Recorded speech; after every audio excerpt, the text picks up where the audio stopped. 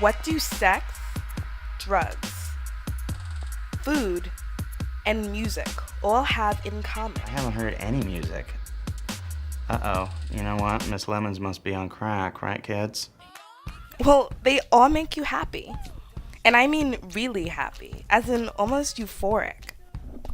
See, when you experience something pleasurable, a neurotransmitter called dopamine, located in the reward pathway of the brain, is released, and it's basically in charge of recognizing feelings of pleasure and motivating you to want to feel them once again. Oh, God. Oh. I'll have what she's having.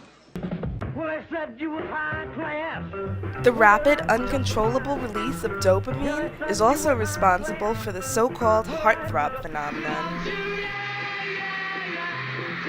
Ever wonder why girls scream and faint and even cry over their favorite boy band member?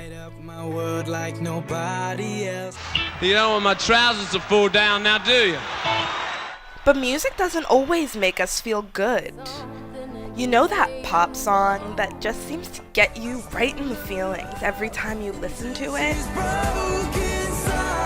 Or maybe it's that solo from Schindler's List that gets you misty every single time. Well, why exactly is that? Major chords aren't happy. Minor chords aren't sad. You have just been trained to hear them that way. You got your G chord right here. It's like your cozy house where you live. That's where you start your journey. Here I am in my house, nice and cozy. And then you poke your head out the door with a C chord. Everything looks okay out here. Maybe I'll take a walk outside to the D chord. But the girl from Ipanema is written in a major key and isn't really happy. Or what about Singing in the Rain juxtaposed over, let's say, a rape scene? Is it just lyrics and context that tell us whether a song is happy or sad? Or is it something else entirely? Some neuroscientists believe there's a connection between music and movement.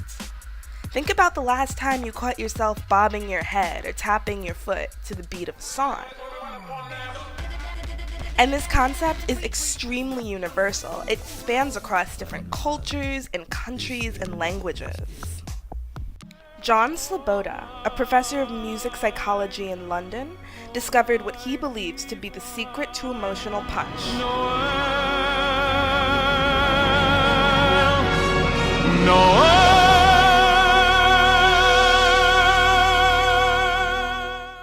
The chord progression you just heard is called an appoggiatura, which comes from the Italian word for lean. Never mind, I'll find someone like you. I wish We can hear the dissonant chord resolve itself as she sings you. don't forget me. And pop music does this all the time. I came in like a wrecking ball. We're wired to have certain expectations in our music.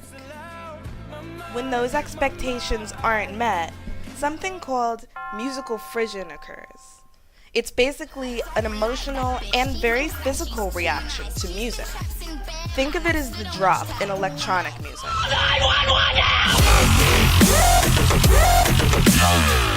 When a fire starts to burn.